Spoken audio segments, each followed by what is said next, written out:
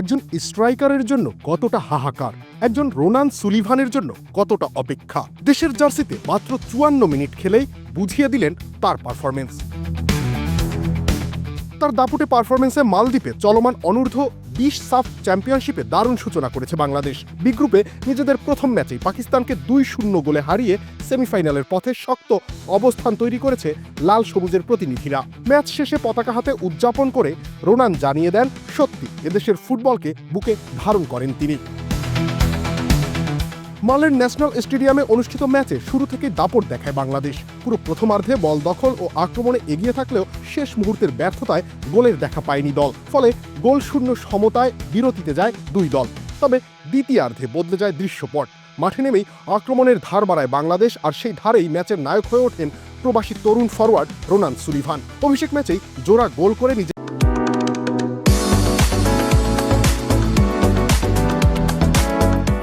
আগমনী বার্তা দিয়ে দেন তিনি।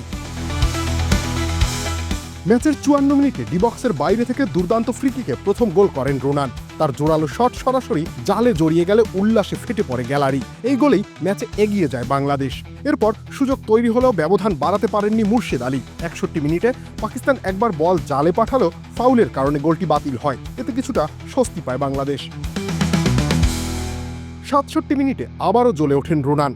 সতীর্থ শেখ সংগ্রামের লং পাস থেকে নিখুঁত হেডে নিজের দ্বিতীয় ও দলের জন্য গুরুত্বপূর্ণ গোলটি করেন তিনি। এতে 2-0 ব্যবধানে এগিয়ে গিয়ে ম্যাচের নিয়ন্ত্রণ পুরোপুরি নিজেদের হাতে নেয় বাংলাদেশ। শেষ সময় জুড়ে একচেটিয়া আধিপত্য ধরে রেখে পাকিস্তানকে আর ঘুরে দাঁড়ানোর সুযোগ দেয়নি বাংলাদেশ।